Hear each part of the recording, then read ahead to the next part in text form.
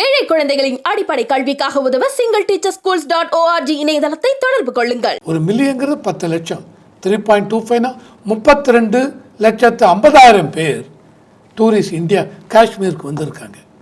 இது பொறுக்கவில்லை பாகிஸ்தான். நேற்று என்ன சொல்லிருக்காங்க, லஷ்கர் தொய்பா இல்ல நாங்க இதில் இன்வால்வ் ஆகல, பாகிஸ்தான் அரசாங்கம் இல்ல நாங்க இன்வால்வ் ஆகல. ஸோ பாகிஸ்தானுக்கு பயம், இந்திய அரசாங்கத்தை கண்டு பயம்.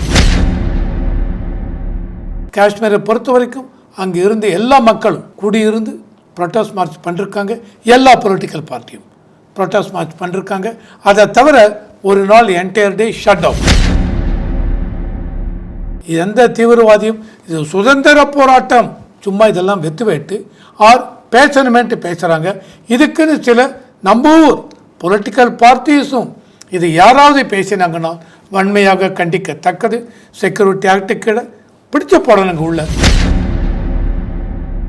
செந்தில் பாலாஜி மினிஸ்டர், அவருக்கு இதில் இது இருக்குது. ஆனால் இன்னைக்கு டாஸ்மாக் அந்த ஆர்கனைசேஷன், ஏன்னா இவங்க என்ன சொன்னாங்க, டாஸ்மாக் இட்ஸ் நாட் இண்டிவிஜுவல், இது இட்ஸ் அன் என்டைட்டி, அதில் ஆக்ஷன் எடுக்கக்கூடாதுன்னாங்க. இவங்க சொல்லிட்டாங்க எடுக்கலாம்ட்டாங்க ஹைகோர்ட்.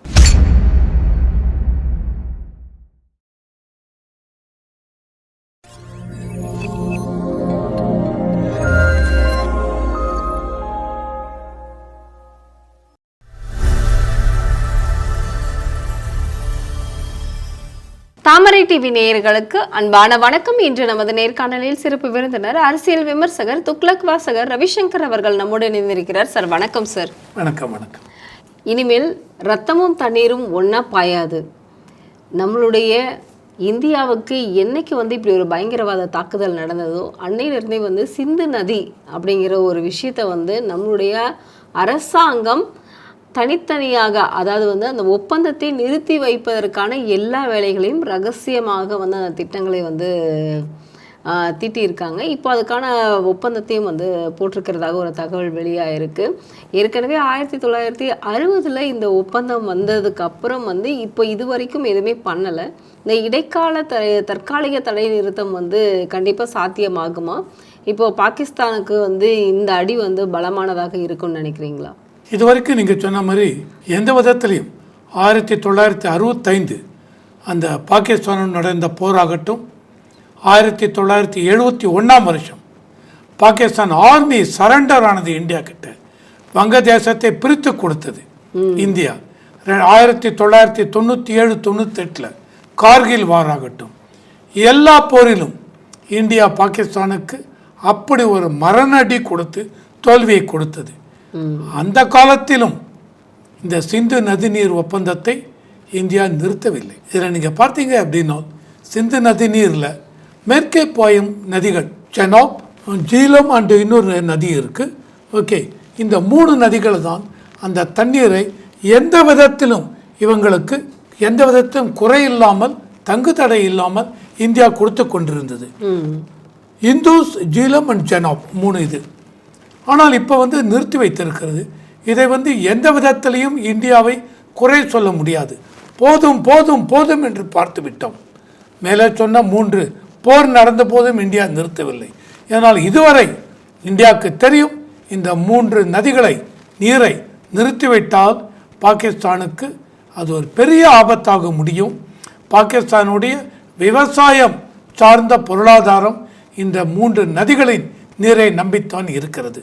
அதனால்தான் இந்த 3 நதிகளுடைய இது இன்டர்நேஷனல் அக்ரிமெண்ட். இது பொதுவாக இதில் யாரும் செய்ய மாட்டார்கள், தடுத்து நிறுத்த மாட்டார்கள். இந்த நதியெல்லாம் மேலிருந்து இந்தியாவிலேருந்து தான் வருது. அதனால் இருந்தாலும் பாகிஸ்தானுக்கு கொடுத்து கொண்டிருந்தோம். இந்த நதி ஒப்பந்தத்தை நிறுத்தி விட்டாய்விட்டு.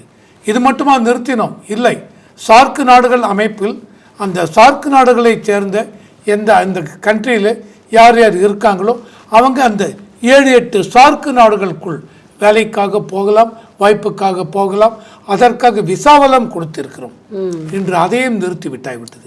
பாகிஸ்தானுடன் என்டையர் பொருளாதார நடவடிக்கைகள், அந்த ட்ரேடு நிறுத்தியாகிவிட்டது. ஆண்டு பாகிஸ்தானில் இருக்கும் இந்தியர்கள் எல்லாரையும் மே 1ஆம் தேதிக்குள் இந்தியாவுக்கு வர வேண்டும் என்று சொல்லியாகிவிட்டது. இந்தியாவில் இருக்கும் பாகிஸ்தானியர் அடுத்த 48 மணி நேரத்திற்குள் போக வேண்டும் என்று சொல்லியாகிவிட்டது. இதனால் இந்த சிந்து நதிநீர் ஒப்பந்தம் இதை நிறுத்தியதால் பாகிஸ்தானுக்கு பெரிய அடி இருக்குமா சார்? முன்னாடியே சொன்ன கண்டிப்பாக இருக்கும். ஆனால் இமிடியேட்டாக இருக்குமா? இருக்காதுங்க. இந்த ஷார்ட் டைமில் வந்து அந்த அளவுக்கு பாதிப்படைய மாட்டார்கள். ஏனால் அத்தனை நீரையும் இந்தியா எங்கே கொண்டு போய் விடும்? குறுக்க அணையும் கட்டலை, இது வரைக்கும் அணை இல்லை. அதாவது 1986 பார்த்தீங்கன்னு வச்சுங்க, டுல்புல் அப்படின்னு ஒரு ப்ராஜெக்ட் ஆரம்பித்தாங்க. ஆனால் அந்த 1986 அந்த டுல்புல் ப்ராஜெக்டை ஸ்டாப் பண்ணிட்டாங்க. அது என்ன அந்த டுல்புல் ப்ராஜெக்ட் அப்படின்னால், ஜீலம் நதி இருக்குது. அந்த நதியில் முகத்வாரத்தில் உள்ளூர் அப்படின்னு ஒரு ஏரி போகிறது. உள்ளூர்னு ஒரு ஏரி போகிறது. அந்த ஏரி நீங்கள் பார்த்தீங்கன்னு வச்சுங்க, அதில் வந்து 1986 இவங்க ஒரு அணைக்கட்டு கட்டலாம் அப்படின்னு இது பண்ணாங்க. அதை வந்து அணைக்கட்டு கட்டினால் அது என்ன ஐடியானால், எப்பொழுதுமே அந்த ஏரியிலிருந்து ஜீலம் நதிக்கு வின்டர் சீசன் ஆகட்டும் மற்ற சீசன் ஆகட்டும் தண்ணி இருந்து கொண்டே இருக்கும். அதனால் ஜீலம் நதியில் படகு ஓட்டம் எப்பொழுதுமே இருக்கும். அந்த படகு ஓட்டம்ங்கிறது எதுக்குன்னால் பொருளாதார டிரான்ஸ்போர்ட்டு மக்கள் போவதற்கு எல்லாத்துக்கும் அது இதுவாக இருந்தது. ஆனால் எக்காரணத்தை கொண்டு 1986 அதை ஸ்டாப் பண்ணிட்டாங்க. அந்த ஸ்டாப் பண்ண ஒரே காரணத்துக்காக இன்றைக்கு நீங்கள் இந்த சிந்து நதி நீரில் இந்த 3 நதி நீரையும் ஸ்டாப் பண்ண போகிறோம், ஒப்பந்தமாக தான் ஸ்டாப் பண்ண போகிறோம்.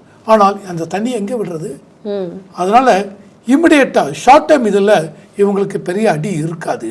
ஆனால் லாங் டைமில் பார்த்தீங்கன்னு வச்சுங்க, இனிமேல் இந்தியா என்ன பண்ணணும்? அந்த 3 நதி இதில் எல்லாத்துலேயும் இன்ஃப்ராஸ்ட்ரக்சர் கட்டுமான அமைப்புகள் கட்ட வேண்டும். கட்டி அந்த நதி நீரை எல்லாம் தடுத்து நிறுத்தி பஞ்சாப், ஹரியானா மற்ற இதுக்கு திருப்பி அனுப்ப வேண்டும். இது இமிடியேட்டாக நடக்குமா? இல்லை, டைம் ஆகும். ஸோ லாங் டைமில் கண்டிப்பாக பாதிப்பு அடையும் பாகிஸ்தான். ஸோ இதனால் இவங்க வந்து எங்களுக்கு எந்த பாதிப்பும் இல்லை அது இதுன்னு சொல்ல முடியாது. மோடி அவர்கள் எடுத்த, மத்திய அரசாங்கம் எடுத்த இந்த சிந்து நதிநீர் ஒப்பந்தம்ங்கிறது பெரிய ஒரு அடியை கொடுக்க போகிறது பாகிஸ்தானுக்கு. இப்போ பகல்காம் இப்போ தாக்குதலில் வந்து தாக்குதல் நடத்தியவங்க எல்லாருமே சுதந்திர போராளியாக இருக்கலாம் அப்படின்னு துணை பிரதமர் வந்து பாகிஸ்தானுடைய துணை பிரதமர் சொல்கிறாரு. உண்மையாலுமே அவங்க சுதந்திர போராளிகளா சார்? Very good, very good. யாருக்கு சுதந்திரம் கிடைக்க வேண்டும் சொல்லுங்கள்? இல்லை, பாகிஸ்தானுக்கு சுதந்திரமா இல்லை இந்தியாவுக்கு சுதந்திரமா? உங்ககிட்ட இருந்து பாகிஸ்தான் ஆக்குபைடு காஷ்மீர் ஒன்று இருக்குது. அது என்றைக்கு இருந்தாலும் இந்தியாவோட வரப்போகிறது. பாகிஸ்தானுக்குள்ள ஆல்ரெடி எல்லா ப்ராவின்ஸில் பலுச்சிஸ்தான் ஆகட்டும் மற்ற இதுவாகட்டும் எல்லா விதத்திலையும் உள்நாட்டு இது கலவரம் நடக்கிறது. உங்கள் பாகிஸ்தான் பொருளாதாரம் அடிமட்டத்திற்கு வந்து விட்டது. எல்லாருக்கும் தெரியும் ஸ்ரீலங்காவில் என்ன நடந்தது. கோத்தபையா அந்த பிரசிடென்ட் அடித்து துரத்தி விட்டார்கள். இப்பொழுதுதான் மறுபடியும் நிலைமைக்கு வந்திருக்கு. எதனால் வந்தது? ஸ்ரீலங்காவில் இந்தியா அவங்களுடைய பொருளாதாரம் எந்த அளவுக்கு வீழ்ச்சி அடைந்ததோ அந்த அளவுக்கு இவங்க என்ன பண்ணிருக்காங்க, இந்தியா ஃப்ரீ கிரெடிட்டும்பாங்க, லைன் ஆஃப் கிரெடிட், அதை கொடுத்து பொருளாதாரத்தை இன்றைக்கு தலை நிறுத்தி வைத்திருக்கிறார்கள். ஸ்ரீலங்கா அந்த அளவுக்கு அடிபட்டது. ஆப்கானிஸ்தான், இன்றைக்கு பாகிஸ்தான் எல்லாருமே பார்த்துருப்போம். 8-10 மாதம் அது போன வருஷம் லாகூர் ஆகட்டும் கராச்சி ஆகட்டும் கோதுமை இல்லை. அந்த லாரியெல்லாம் போகும்போது அத்தனை பேரும் ஏறி அந்த கோதுமையெல்லாம் பிடுங்கி எடுத்துன்னு போனாங்க. உள்நாட்டு கலவரம் இதெல்லாம் இருக்கிறது. பாகிஸ்தான் பொருளாதாரம் அடிமட்டத்துக்கு போய்விட்டது. ஸோ பாகிஸ்தான் ஆக்குபைடு காஷ்மீர் அங்கே இருக்கிற மக்கள் எல்லாரும் நாளைக்கு ஒரு பெரிய புரட்சி செய்தால் பிஓகே இந்தியாவோட சேரப்போகிற நிலை வரப்போகிறது. அத்தனை மக்கள் ஆல்ரெடி நம்ம பார்த்துருக்கோம். பாகிஸ்தான் பார்லிமெண்ட்லேயே மோடியை அப்ரிஷியேட் பண்ணி பேசியிருக்காங்க. ஸோ நீங்கள் யாருக்கு சுதந்திர போராட்டம்? இந்தியாவுக்கு சுதந்திரம் தேவையில்லை. காஷ்மீர் மக்கள் உங்களை கேட்டாங்களா சுதந்திரம்? ஆர்டிகல் 370 2019 அப்ரிகேட் பண்ணும். Section article 35A. What is this article 35A? இந்த ஆர்டிகல் 35A தான் காஷ்மீர் அரசாங்கத்துக்கு என்ன கொடுத்துருக்காங்க, பவர் கொடுத்துருந்தாங்க. யார் காஷ்மீர் ரெசிடென்ட், காஷ்மீரை சேர்ந்தவர்கள் மக்கள் யார், அவங்களுக்கு மட்டும்தான் காஷ்மீரில் வேலைவாய்ப்பு, அரசாங்க உத்தியோகம், எந்த உத்தியோகம், வேலைவாய்ப்பு. அவங்க மட்டும்தான் காஷ்மீரில் ப்ராப்பர்ட்டியை வாங்க முடியும். அவங்களுக்கு தான் எல்லா வித உரிமைகளும். வெளி மாநிலத்தைச் சேர்ந்த யாருக்கும் கிடையாது. அந்த 35A அதை அப்ரிகேட் பண்ணியாச்சு 2019. இன்றைக்கி காஷ்மீரில் யார் வேணாலும் போகலாம். வெளி மாநிலத்தை சேர்ந்தவர்கள் வேலைக்கு போகலாம், அங்கே இன்வெஸ்ட்மெண்ட் பண்ணலாம். இதுதான் முக்கியம். இதுக்காக தான் சில தீவிரவாதிகள் ஆர் காஷ்மீருக்குள்ளேயே சில மக்கள் இருக்கலாம். அதாவது 100 பேர் இருக்காங்க அப்படின்னா 5-7 பேர் பிளாக் ஷீப் இருப்பாங்க. ஸோ அவங்களுக்கு கூட இது பிடிக்காமல் இருக்கலாம், வெளி மாநிலத்தவர் வந்து இங்கே செய்கிறாங்களேன்னு. ஆனால் இது எல்லாமே முடிஞ்சு போயிடுது 2019க்கு அப்புறம். இன்றைக்கி 2025, 2023, 2024 எலெக்ஷன் நடந்தது. காஷ்மீரில் ஒரு அரசாங்கத்தை கொண்டு வச்சாச்சு. அது வரைக்கும் இந்த அளவுக்கு மேஜர் போராட்ட இஷ்யூ எதுவும் நடக்கலை. இந்த மாதிரி ஒரு டெரரிஸ்ட் அட்டாக் நடக்கவில்லை. நீங்கள் யாருக்கு சுதந்திரம் வாங்கி கொடுக்க போகிறீங்க? காஷ்மீர் மக்கள் உங்கள் சுதந்திரத்தை கேட்டாங்களா? என்ன பிரச்சனை? 2024 நீங்கள் பார்த்தீங்கன்னா 3.25 மில்லியன், ஒரு மில்லியங்கிறது 10 லட்சம், 3.25னா 32,50,000 பேர் டூரிஸ்ட் இந்தியா காஷ்மீருக்கு வந்திருக்காங்க. இது பொறுக்கவில்லை பாகிஸ்தானுக்கு. அண்ட் இந்த 2000 இப்போ தான் வான்ஸ் அமெரிக்க துணை ஜனாதிபதி அவர் வந்திருக்கார் ஃபேமிலியோட. அந்த சமயத்தில் இந்த அட்டாக் பண்ணுறீங்க. ஸோ என்ன சொல்ல வரீங்க அமெரிக்காவுக்கு? இல்லை காஷ்மீரில் இன்னும் பதட்டம் இருக்குது, காஷ்மீர் மக்கள் சந்தோஷமாக இல்லை, காஷ்மீர் மக்கள் தான் இந்த தீவிரவாதத்தில் ஈடுபடுகிறார்கள், இந்தியாவில் மத நல்லிணக்கம் இல்லைன்னு சொல்ல வரீங்க. தவறு. இதையெல்லாம் ஏற்றுக்கொள்ள முடியாது. சுதந்திர போராட்டம் இல்லை, பயங்கரவாதிகள் தீவிரவாதிகள் சுட்டு கொல்ல வேண்டும். இதை தான் இந்திய அரசாங்கம் எடுக்கிறது. ஆல் பார்ட்டி மீட்டிங் கண்டக்ட் பண்ணாங்க. அந்த all party meeting 2 days before காங்கிரஸில் ராகுல் காந்தி, மல்லிகார்ஜுன் கார்கே, சமாஜ்வாதி பார்ட்டி, ஒவைசி அவருடைய பார்ட்டி, எல்லா பார்ட்டியும் கலந்துருக்காங்க. எல்லாருமே அரசாங்கத்திற்கு ஒத்துழைப்பு சொல்லியிருக்காங்க. இந்த அளவுக்கு இந்தியா வந்து பாகிஸ்தானுக்கு வந்து ரொம்ப சப்போர்ட்டிவாக இருந்திருக்கு. அப்படி இருக்கும் பொழுது வந்து ஏப்ரல் 19ஆம் தேதி அவர் ஜம்மு காஷ்மீருக்கு பிரதமர் அவர்கள் போகிறதாக இருந்தது. அவருடைய பயணம் ரத்து செய்யப்பட்டது. பாதுகாப்பின்மையின் காரணமாக தான் இந்த மாதிரியான ஒரு பயணம் ரத்து செஞ்சது அப்படின்னு சொல்லி ஒரு தகவல் வெளியாயிருக்கு. இவ்வளவு சப்போர்ட்டிவாக இருக்கக்கூடிய நம்மளுடைய இந்திய பிரதமருக்கே வந்து இப்படி வந்து உயிர் பயத்தை காட்டியிருக்காங்களே, நம்மளுடைய நாடு அடுத்தது என்ன செய்யும்? அது என்ன செய்யும் நான் சொல்ல வரேன். பிரதமருக்கு உயிர் பயம் காட்டி விட்டார்கள், அதனால்தான் பிரதமர் போகவில்லை. No, absolutely no. ஸோ இந்திய பிரதமருக்கு துணை இவர் போனார், ஹோம் மினிஸ்டர் போனார் அமித்ஷா, அவருக்கு என்ன பயம்? அங்கே லெப்டினன்ட் கவர்னர் இருக்காரு, அவருக்கு என்ன பயம்? யாருக்காவது பயம் இருக்கா? அது என்ன ஏப்ரல் 19 ஸோ பிரைம் மினிஸ்டருக்கு தெரிந்து விட்டது, அதனால் போகவில்லை. No no no no. Saudi அரேபியாவில் மீட்டிங் இருந்திருக்கு. அந்த மீட்டிங்கை முடித்து பாதியிலேயே இந்த விஷயம் கேள்விப்பட்டு ஓடி வந்திருக்கிறார். சும்மாவது கிளப்பி விடலாங்க. பிரதமருக்கு பயம், இவருக்கு பயம், மணிப்பூர் பிரதமர் போகவில்லை, பிரதமருக்கு பயம். நோ, எல்லா இடத்துக்கும் பிரதமர் போக வேண்டிய அவசியம் இல்லை. அதற்காகத்தான் ராஜ்நாத் சிங் டிஃபென்ஸ் மினிஸ்டர், அதற்காகத்தான் இவர் ஹோம் மினிஸ்டர். பிரதமருக்கு பயம் இல்லை. அதனால் பாகிஸ்தான் என்ன பயம் காட்டுறீங்க? அப்போ நீங்கள் ஒத்துக்கிறீங்களா? தீவிரவாதிகள் மூலம் பாகிஸ்தான் பயம் காட்டுகிறார் என்றால் அப்போ தீவிரவாதிகள் இயக்கத்திற்கு பாகிஸ்தான் ஃபுல் சப்போர்ட் கொடுக்குறாங்கன்னு அர்த்தம். அதை ஓப்பனாக சொல்ல முடியுமா? நேற்று என்ன சொல்லியிருக்காங்க? லஷ்கர்-இ தொய்பா இல்லை நாங்கள் இதில் இன்வால்வ் ஆகலை, பாகிஸ்தான் அரசாங்கம் இல்லை நாங்கள் இன்வால்வ் ஆகலை. ஸோ பாகிஸ்தானுக்கு பயம், இந்திய அரசாங்கத்தை கண்டு பயம். முன்னாடியே உங்களுக்கு 2019 புல்வாமா அட்டாக், அப்போ வந்து சர்ஜிக்கல் ஸ்ட்ரைக் பண்ணோம். அங்கே அந்த பார்டரில் இருக்கிற அந்த டெரரிஸ்ட் ஆர்கனைசேஷன் அவங்க இடத்தெல்லாம் அடிச்சு நொறுக்கணும். இப்போ நடக்க போகிறது, இந்தியா நடக்க போகிறது. பிரதமர் கூறியிருக்கிறார், fittest reply will be given அப்படின்னு சொல்லியிருக்கார். அதனால பெரிய உடனே வார் வந்துடுமா? இல்லை. எடுத்தேன் கவுத்தன்னு இந்திய அரசாங்கம் பண்ணாது. இந்திய அரசாங்கம் எல்லா விதத்திலையும் பொறுமை காக்கும். அதான் நம்ம எல்லாருமே இந்தியன்ஸ் பொதுவாகவே நீங்கள் பார்த்தீங்கன்னு வச்சுங்க, பொறுமைசாலிகள். நம்ம யாருமே தீவிரவாதிகள் இல்லை. பகைவனுக்கும் அருள் நெஞ்சம் நமக்கு உண்டு. கரெக்டா? அதனால் தீவிரவாதிகள் இல்லை. ஆனால் நாங்கள் பயந்தவர்கள் இல்லை, நாங்கள் கோழை இல்லை. Cowards no, we are not cowards.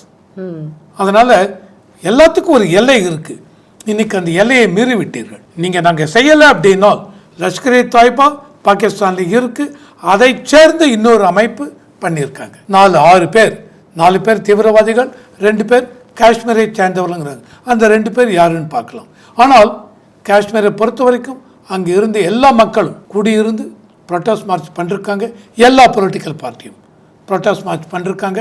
அதை தவிர ஒரு நாள் என்டையர் டே ஷட் டவுன். இது என்ன பிரச்சனை பார்த்தீங்கன்னா, காஷ்மீர் மக்களுக்கு கண்டிப்பாக மெயின் அவங்கள பொருளாதாரம், டூரிஸ்ட். பாதிக்கப்படும், அந்த டூரிசம் பாதிக்கப்படும். நேற்று ஒரு நாள் புல்வாமா விட்டு அத்தனை பேரும் போயாச்சு. உங்கள் அரசாங்கம் பாதிக்கப்படும்.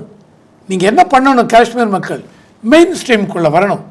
எல்லா இடத்துலையும் இன்ஃப்ராஸ்ட்ரக்சர் டெவலப்மெண்ட் நடக்கணும். எல்லா இடத்துலையும் சோமனி இது மற்ற மாநிலங்கள் இருக்கா மாதிரி சாஃப்ட்வேர் இண்டஸ்ட்ரி, இந்த இண்டஸ்ட்ரி, டோட்டல் ரோடுவேஸை டெவலப் ஆகணும்.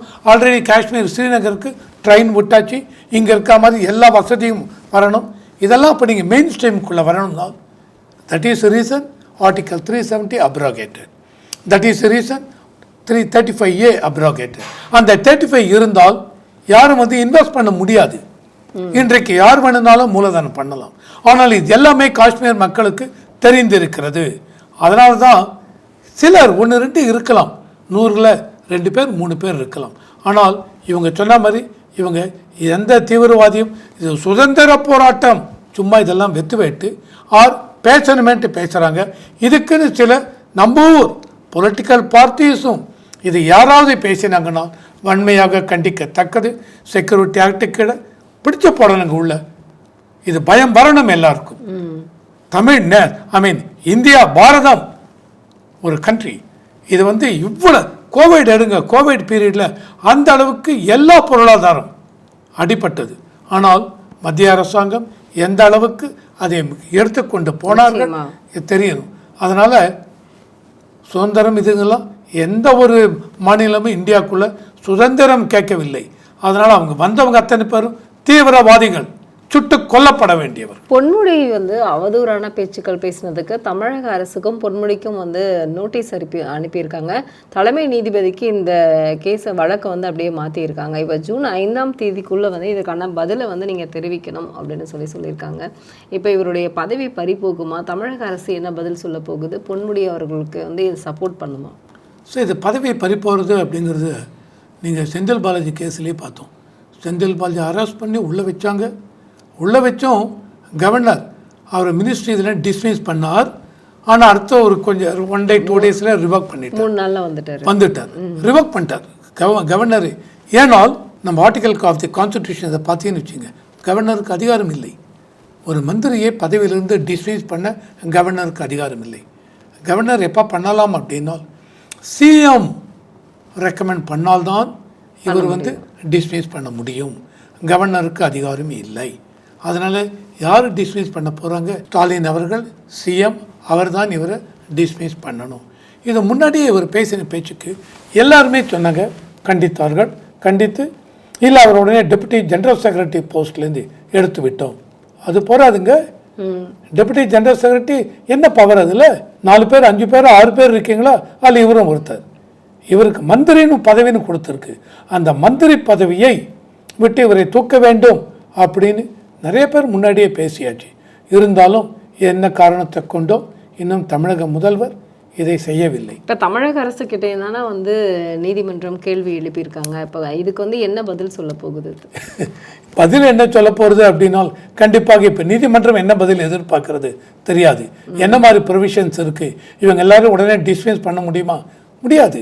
ஏனால் இதே பொன்முடி அவர்கள் ஹைகோர்ட் 3 வருஷம் தண்டனை கொடுத்தது அவருக்கும் அவருடைய மனைவிக்கும். சுப்ரீம் கோர்ட் போனார். சுப்ரீம் கோர்ட் என்ன சொன்னாங்க? பெயில் கொடுத்தாங்க. பெயில் மட்டும் கொடுக்கவில்லை, கவர்னர்கிட்ட சொல்லி அவருக்கு மந்திரி பதவிக்கு மறுபடியும் பிரமாணம் பண்ணி வைங்கன்னாங்க சுப்ரீம் கோர்ட். ஸோ அப்போ என்ன அர்த்தம்? அதையும் பண்ணுவீங்க. இன்னொரு கேஸில் செந்தில் பாலாஜிக்கு இப்போ சொன்னாங்க, இல்லை நீங்கள் இந்த மாதிரி மந்திரி பதவி எடுத்துப்பீங்கன்னு எங்களுக்கு தெரியாது, தெரிந்திருந்தால் நாங்கள் உங்களுக்கு பெயிலே கொடுத்துருக்க மாட்டோம், தவறு செஞ்சிட்டோம்னு சொல்லி. அப்போ ஒன்றுக்கு ஒன்று கான்ட்ராடிக்ஷனா இல்லையா? ஆமாம், டோட்டலி கான்ட்ராடிக்டரி இல்லையா? நீங்கள் என்ன சொல்ல வரீங்க?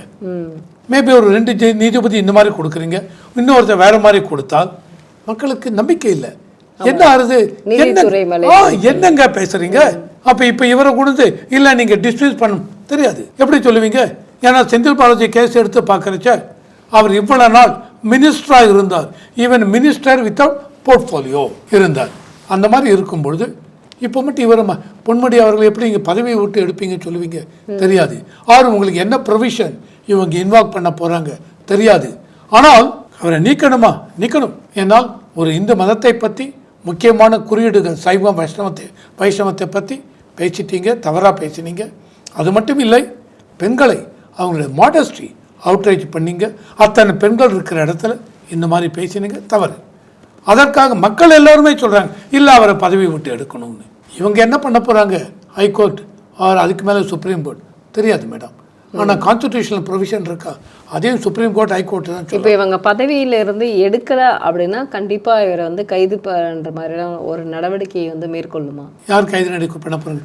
இவங்க சொல்லணும், அதையும் கோர்ட் தான் சொல்லணும். அதான் நீதிமன்றம் அதை செய்யுமான்னு கேட்குறேன். அப்போ பதவியிலிருந்து தமிழக அரசு அவரை நீக்கவில்லை என்றால் கைது செய்வதற்கான வாய்ப்புகள் இருக்காங்கிறது தான். இல்லை, ஏன்னால் அப்போ சனாதன தர்மத்தை எந்த அளவுக்கு இழிவாக பேசணும்னு பேசினாங்க.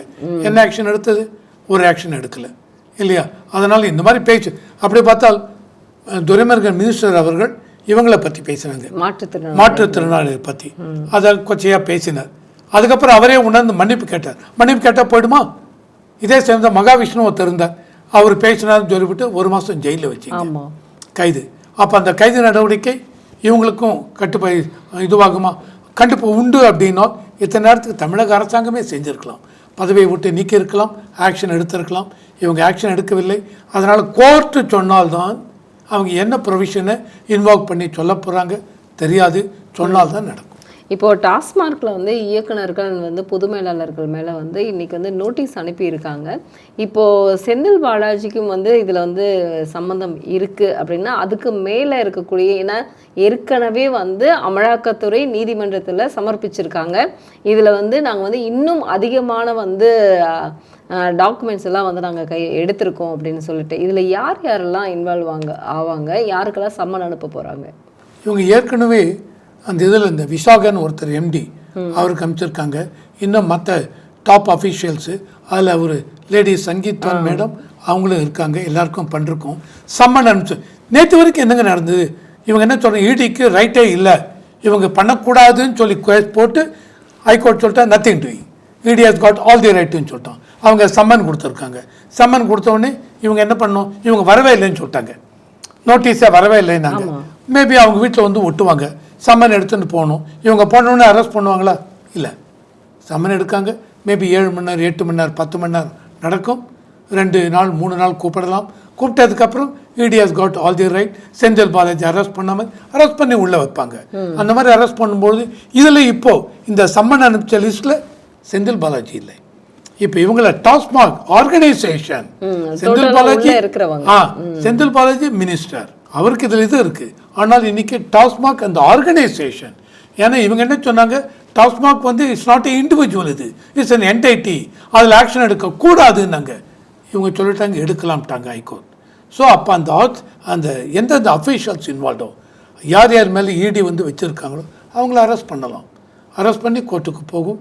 திரும்பி அவங்க வெளியில் வருது, எப்போ வர போகிறாங்க எல்லாம் கோர்ட்டு சொல்லும். மறுபடியும் இந்த மாதிரி மாற்றி இல்லை fail is a rule, jail is exception, யாரையும் ரொம்ப நாளைக்கு உள்ளே வைக்க முடியாதுன்னு சொல்லலாம், தெரியாது.